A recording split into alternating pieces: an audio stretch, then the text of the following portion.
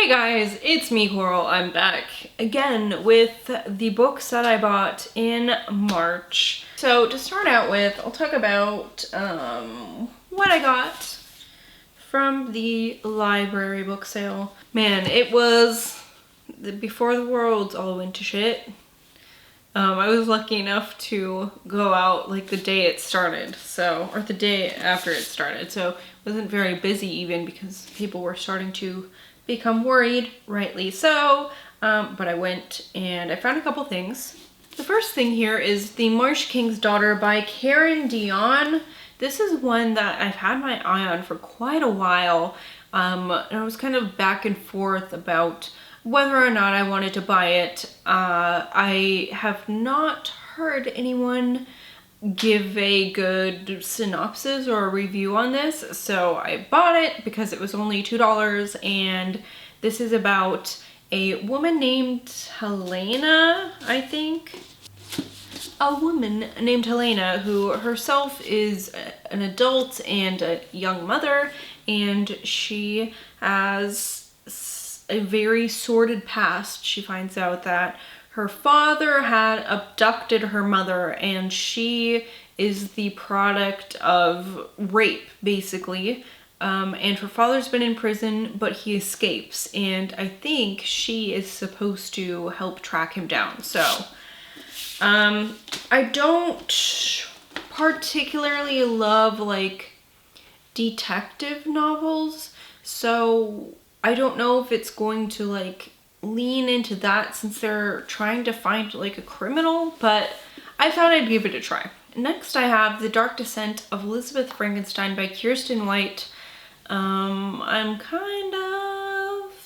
don't know how I feel exactly about Kiersten White because she wrote a series I love very much, but then she wrote the start of another series which I really was disappointed in. So this is like a retelling kind of the Frankenstein story, but I believe this is told from the perspective of Elizabeth instead of Victor or Frankenstein's monster. This is like a more YA horror type, I think. I've heard good reviews and also not so good reviews on it, so I'm hoping I'll like it though. I also found Into the Wild by John Krakauer. He also wrote Under the Banner of Heaven, which I really loved, and this is about a young man.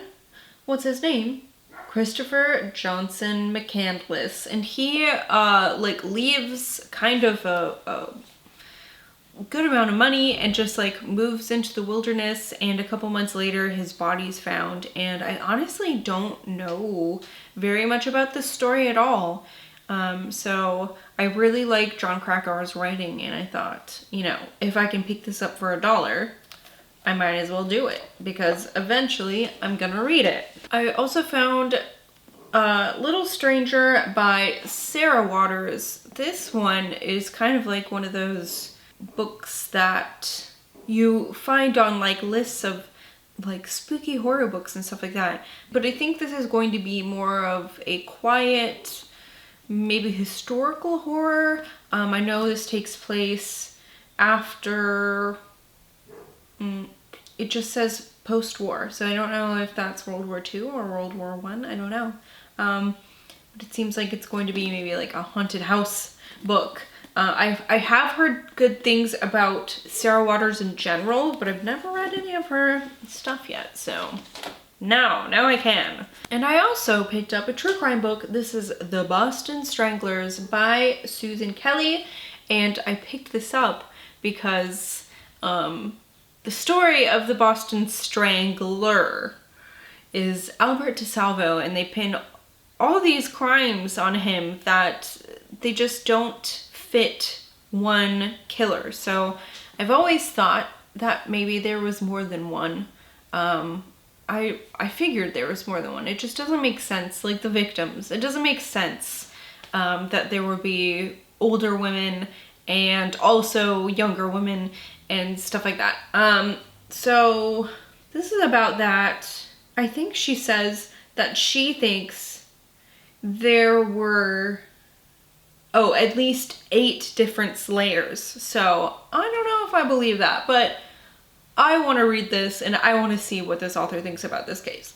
Okay, and I've also got 2 vintage horror books here. This is The Pet by Charles L. Grant, and honestly, I don't know what this is about. It says like, the Howler, who is a bloody killer, has moved into a small New Jersey town, but it makes it seem like it's a person who has moved in, but also it seems like it's inhuman, like whatever is killing things. So I can't tell if this is like a monster horror book or like a person killing people horror book. But this was just a really nice copy of this book. I see it often, but this one was just too good of a copy to pass up. It's like nearly in perfect condition, so I'll read it someday and tell you guys what it's about. Next I have Cannibals by Guy N. Smith. This is, I believe, one of the UK ones. And I really love the UK art on his books. It's so weird. I think I only have 2 of them. I think this is only the second one. Oh, as you can tell, possibly, if you, I don't know, watch my videos and pay attention to the background here, but I reorganized my books and I did it by color again, which looks so nice, but it's really hard to find anything now. And also, like, I'm not gonna be able to put things back on my shelves, I think, until I rearrange them to not be rainbow colored, because it would just be ridiculous. I have like 1,000 books and it would be so stupid to move all 1,000 books around to put like 20 books on my shelf, you know, 20 more. Oh my god, it took so long. I don't know why I did it. It looks so nice, but I don't know. It was a weird decision, and now I can't find anything. So I think this is the second Guy N. Smith book I have. I think the other one I have is Maniac or The Maniac or something like that. But anyways, if you look at the UK editions of his books, the covers are so like, gross and just like, bleh. Ew, they are so gross and so much fun. And this is about cannibals in the mountains, and that's all I know. It seems very much like The Hills Have Eyes. Yeah, it says half human creatures hideously mutated after generations of inbreeding. So very much like Hills Have Eyes, it seems. Next I have here really a special book. This is the Folio Society edition of Howl's Moving Castle.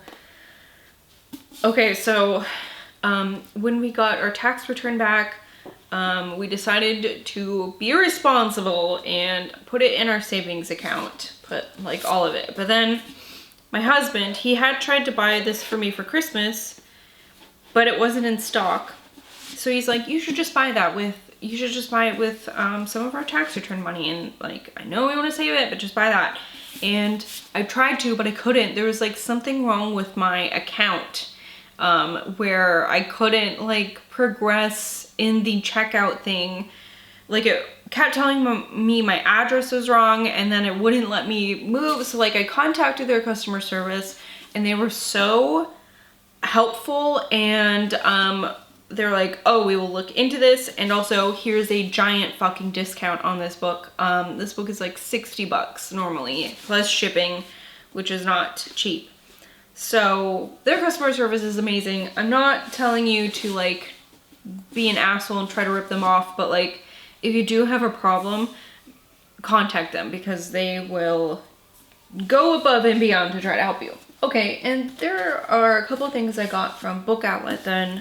This is Blood Witch by Susan Dennard. I want to start reading this series. I think this is the 3rd one. The first book is called Truth Witch, and it's about these women who have special powers. A true crime book. This is The Family Next Door by John Glatt, and this one I want to read so bad. I think I'm going to read it next month. This is about the very recent rescue of the children in the Turpin family. That was, of course, that family. I think it was probably about 1.5 to 2 years ago. Probably about 1.5 years ago. Where there were 13 children living in this house. They were like chained to beds. They were all severely malnourished and like way too small for their age. And there's lots of pictures of their parents like getting their wedding vows renewed, and like all these children dressed in the same outfits, and like them going to Disney World and they're all dressed in the same, or Disneyland I guess, and they're all dressed in the same outfits. So it's very creepy and weird. They all have like bowl cuts.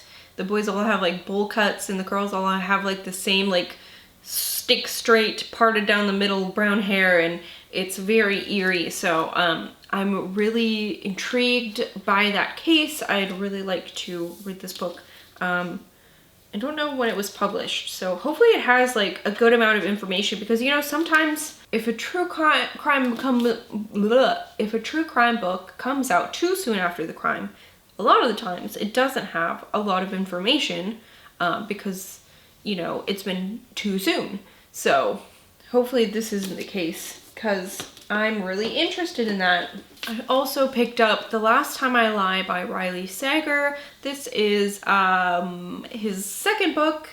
This is one I read. I had an ARC copy of it, so I decided to pick up a physical copy of it because I liked it. I thought it was pretty good. This one is about a woman. She is like a artist. She's a painter, and she decides to go back to this summer camp as a counselor. But at this summer camp, something really traumatic happened to her when she was a teenager, and some of her friends went missing. And so she's like trying to maybe confront some demons and find some closure. And so this is about that. This is what that's about. And I know some people didn't really like it, but I thought it was good. I thought it was a good thriller. I also picked up The Merciful Crow by Margaret Owen. This just has a really beautiful like color scheme and a nice cover. So that's really kind of why I bought it. But this is about, I don't know, the chieftain, or like the chieftain in training of some almost like mercenary camp it says that they're also shunned, but she's trying to work with the crown prince of this kingdom who faked his own death, and I don't really know why or what. I guess I'll find out when I read it. Next, I have one that I have heard a lot about. This is Magic for Liars by Sarah Gailey. This is a book about a private investigator who fakes her way into this magic school, this school of magic. So she doesn't have any magical powers, but she's going to this school for mages, and she's trying to solve, I believe, a murder. Yes. So this seems like it's going to be a lot of fun. I've heard good things about this, and really just about Sarah Gailey's work in general. So I want to read this one. All right, I also have The Spider and the Fly. This was written by Claudia Rowe, and this is her side of this, I don't know, when I say relationship, I mean more of like an acquaintanceship, I guess. These letters that she wrote with an accused killer, she becomes kind of obsessed with the case and trying to dig her way into the mind of this supposed killer. So it was like, this was like $1 on Book Outlet, so I was like, I will buy it. It was like $1.49. It was like, well, I'll try it out. So it's short, and it seems, I'm sorry, it seems interesting. Oh, now my eyes are gonna water. But it seems interesting, so I bought it, and hopefully it is interesting, I guess. All right, I also have All the Stars and Teeth by Adeline Grace. This was the Owl Crate book from last month. I didn't make it into my haul video, so this first of all, this cover is so just, the colors here are my favorite colors. And it's very aesthetically pleasing. I really like it. This is about to be the heir to the throne, and she is supposed to have some sort of magic, and she's supposed to be able to demonstrate this magic in order to, like, I don't know if, like, why they're doing it at that point, but the demonstration goes wrong and she has to flee, and she meets up with somebody who says he can help her prove her power if she helps him out. So I'm hoping this will be very good. It seems like there's like some pirate stuff going on too, which is fun. I just think pirates are fun. So hopefully this is good. Okay, and last but not least, my books from the March Nightworms box. I have 3 here. I'm not going to read the synopsis for these or give you a summary because I do a full video of that every month. So I will leave a link to that up here if you would care to watch that. But in that package, we got How We Broke by Bracken McLeod and Paul Michael Anderson. We also got, well, this one some people got. This was Those Who Go Forth into the Empty Place of Gods by Curtis M. Lawson and Doug Rinaldi. There's also another novel that some people got instead. And then I think some people maybe didn't get either. So I'm sorry. But then there's also the very exciting, the one I was most excited about. This is Snow by Ronald Malfi. And I believe Snow was out of print for a while, so now it's not. At least for us, it's here. So I'm very excited about that one. And those are the books I bought in March. I don't know, I hope you guys are staying sane. I'm filming this a little bit ahead of schedule, so I'm hopeful, but like also worried about the future. So I hope you guys are all healthy though, and I hope you're doing well, and I hope your mental state is doing okay. I hope that you're self-quarantining, and I hope that you're washing your hands and only going out into public when you absolutely need to, not only for your sake but for the sake of other people. Don't be a dick, wash your hands, be a good human, and I will see you guys later.